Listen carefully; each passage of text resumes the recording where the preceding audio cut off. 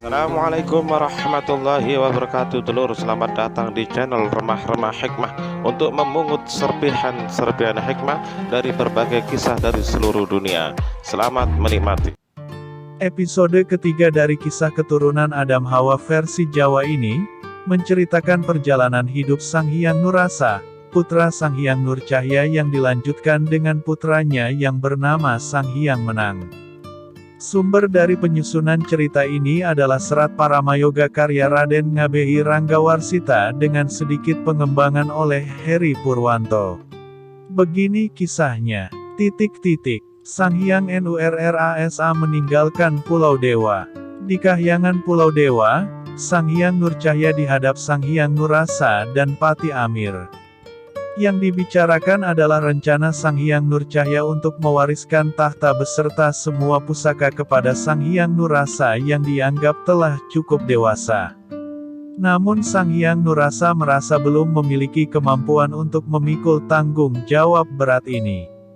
Sang Hyang Nurcahya lalu memerintahkan putra tunggalnya itu untuk segera menikah sehingga memiliki istri yang bisa diajak berunding dalam memutuskan permasalahan. Lagi-lagi Sang Hyang Nurasa menolak karena masih ingin menambah ilmu dan pengalaman, apalagi dirinya belum mengetahui siapa wanita yang cocok untuk dijadikan pasangan hidup. Sang Hyang Nurcahya marah dan mengusir Sang Hyang Nurasa pergi meninggalkan kahyangan Pulau Dewa. Sepeninggal Sang Hyang Nurasa, Pati Amir memohon supaya Sang Hyang Nurcahya mengampuni Sang Hyang Nurasa dan memerintahkannya kembali. Namun Sang Hyang Nurcahya menjelaskan bahwa kemarahannya tadi hanyalah pura-pura untuk mengukur sampai sejauh mana keteguhan hati dan kedalaman ilmu putranya. Sang Hyang Nurcahya lalu memerintahkan Pati Amir untuk mengawasi perjalanan Sang Hyang Nurasa dari kejauhan. Sang Pati menurut dan segera berangkat.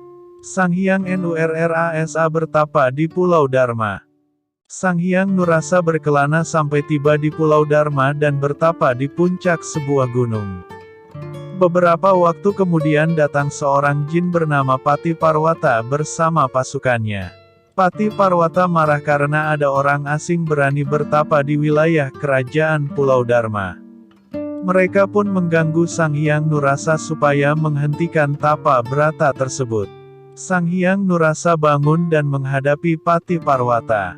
Keduanya lalu mengadu kepandaian yang dilanjutkan dengan pertempuran adu kesaktian. Meskipun seorang diri, namun Sang Hyang Nurasa mampu menghadapi mereka semua tanpa terdesak sama sekali. Pati Amir yang mengintai dari persembunyian akhirnya muncul dan melerai pertempuran tersebut sebelum jatuh korban di antara mereka. Kepada Pati Parwata, Pati Amir memperkenalkan Sang Hyang Nurasa sebagai cucu dari Prabu Nurhadi. Ternyata Pati Parwata adalah kakak kandung Prabu Nurhadi dan Pati Amir sendiri.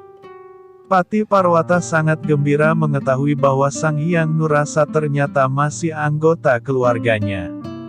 Ia pun mengundang Sang Hyang Nurasa dan Pati Amir untuk berkunjung ke kerajaan Pulau Dharma. Sang Hyang Nurrasa menikah dengan Dewi Rawati. Raja Jin di kerajaan Pulau Dharma bernama Prabu Rawangin adalah adik dari Pati Parwata, sehingga terhitung masih saudara Prabu Nurhadi dan Pati Amir pula. Prabu Rawangin menyambut baik kedatangan Sang Hyang Nurasa dan langsung merasa suka kepadanya. Maka, Prabu Rawangin pun berniat menjadikan Sang Hyang Nurasa sebagai menantu, yaitu dijodohkan dengan putrinya yang bernama Dewi Rawati. Prabu Rawangin menceritakan beberapa hari yang lalu Dewi Rawati telah bermimpi mendapat petunjuk bahwa jodohnya sudah dekat, dan merupakan cucu dari Nabi Sis. Tak disangka laki-laki yang dimaksud dalam mimpi tersebut kini sudah hadir dan masih anggota keluarga sendiri dari pihak ibu. Menanggapi hal ini, Sang Hyang Nurasa meminta pertimbangan kepada Pati Amir, dan Pati Amir pun menyarankan supaya menerima perjodohan tersebut.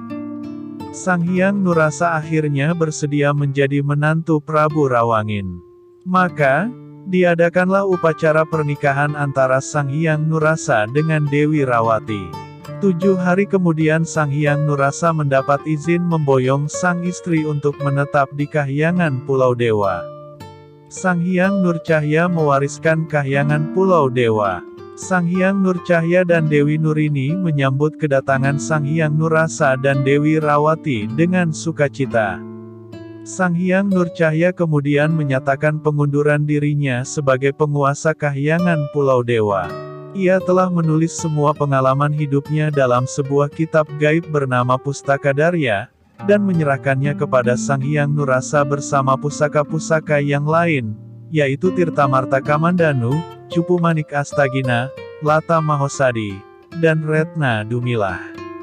Setelah Sang Hyang Nurasa meminum Tirtamarta Kamandanu, Sang Hyang Nurcahya kemudian menitis ke dalam dirinya, bersatu jiwa raga dengan putranya tersebut. Sejak saat itu, Sang Hyang Nurasa pun menjadi pemimpin tertinggi di Kahyangan Pulau Dewa. Kelahiran anak-anak Sang Hyang Nurrasa. Beberapa bulan kemudian, Dewi Rawati melahirkan putra berupa Sotan, yaitu suara tanpa rupa, berjumlah 2 dan saling berebut siapa yang lebih tua. Sang Hyang Nurasa lalu mengheningkan cipta memasuki alam gaib dan membina semua rasa, sehingga kedua suara itu dapat dikumpulkan dan diberi wujud. Yang bersuara besar dijadikan anak pertama, diberi nama Sang Supi, bergelar Sang Hyang Darmajaka, atau Sang Hyang Wening, sedangkan yang bersuara kecil dijadikan anak kedua, diberi nama Sang Jaji, bergelar Sang Hyang Menang. Beberapa tahun kemudian Dewi Rawati melahirkan anak ketiga, berwujud Akyan atau jin sejati, yang oleh Sang Hyang Nurasa diberi nama Sang Hyang Taya. Ketiga putra Sang Hyang Nurasa itu sama-sama suka bertapa dan belajar ilmu kesaktian, dan yang paling menonjol di antara mereka adalah Sang Hyang Menang. Prabu Hari menyerang Pulau Dewa. Tersebutlah seorang raja jin bernama Prabu Hari dari Kerajaan Keling. Ia mendengar adanya penguasa bernama Sang Hyang Nurasa di Kahyangan Pulau Dewa yang telah banyak menundukkan kaum jin. Prabu Hari merasa penasaran dan berniat mencoba ilmu kesaktian Sang Hyang Nurasa. Bersama Pati Sangadik dan sekutunya yang bernama Prabu Sikanda dari Kerajaan Selongkandi, mereka pun berangkat menyerang Pulau Dewa. Sesampainya di sana, Sang Hyang Nurasa justru menyambut kedatangan mereka dengan ramah. Tak disangka, Sang Hyang Nurasa ternyata sudah mengetahui maksud dan tujuan para jin tersebut dan menyerahkan semua urusan kepada para putra. Maka, Prabu Hari pun berhadapan dengan Sang Hyang Menang. Meskipun baru bertemu, namun Sang Hyang Menang dapat menebak asal-usul Prabu Hari, yaitu putra Jin Saraba. Adapun Jin Saraba adalah saudara dari Prabu Nurhadi, Prabu Rawangin, Pati Parwata, dan Pati Amir. Juga ada lagi saudara mereka yang lebih tua bernama Prabu Palija, Raja Kerajaan Keling sebelumnya. Setelah Prabu Palija turun tahta, Kerajaan Keling diserahkan kepada putranya yang bergelar Prabu Sangadik. Namun Prabu Sangadik dapat dikalahkan oleh sepupunya sendiri, yaitu Prabu Hari tersebut. Prabu Sangadik lalu menyerahkan Kerajaan Keling kepada sepupunya itu, juga mempersembahkan putrinya yang bernama Dewi Wisawati. Prabu Hari kemudian menikahi Dewi Wisawati, sedangkan Prabu Sangadik ditetapkan sebagai patih. Prabu Hari malu sekaligus marah karena asal-usulnya dapat ditebak. Ia pun menyerang Sang Hyang Menang dan terjadilah pertempuran.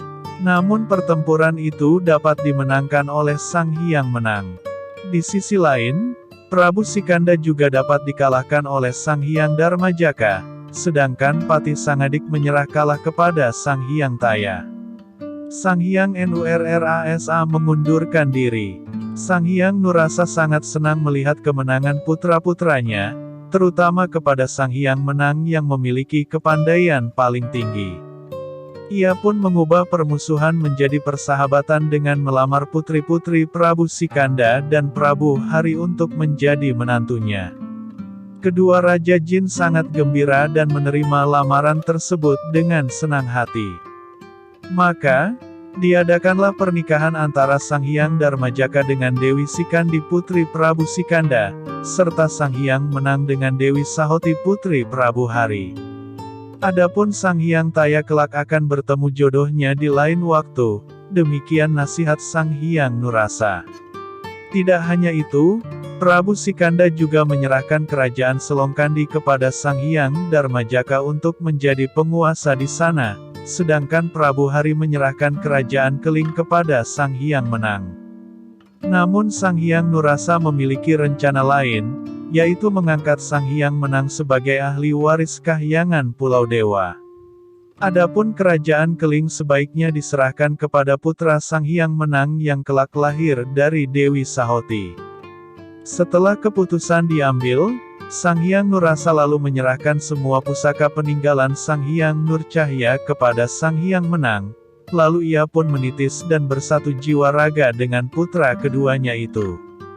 Maka, sejak saat itu Sang Hyang Menang menjadi penguasa tertinggi di Kahyangan Pulau Dewa dengan bergelar Sang Hyang Jatiwisesa, sedangkan Sang Hyang Darmajaka menjadi penguasa Kahyangan Selongkandi dengan bergelar Sang Hyang Purbawisesa. Sementara adik mereka, yaitu Sang Hyang Taya memakai gelar Sang Hyang Pramanawisesa. Kelahiran Sang Hyang Tunggal. Setahun kemudian, Sang Hyang Menang membangun kahyangan baru yang melayang-layang di atas Gunung Tunggal, yang masih di dalam wilayah Pulau Dewa. Bersamaan dengan itu, Dewi Sahoti melahirkan putra pertama yang berwujud akyan, dengan diliputi cahaya merah, kuning, hitam, dan putih. Sang Hyang Menang memandikan putranya itu dengan Tirtamarta Kamandanu sehingga keempat cahaya pun bersatu ke dalam diri si bayi yang langsung berubah dewasa. Sang Hyang Menang kemudian memberi nama putra pertamanya itu Sang Hyang Tunggal, sesuai nama kahyangan Gunung Tunggal yang ditempatinya. Sekian, terima kasih. Jangan lupa tonton kisah selanjutnya masih di channel Remah-Remah Hikmah. Wassalamualaikum warahmatullahi wabarakatuh.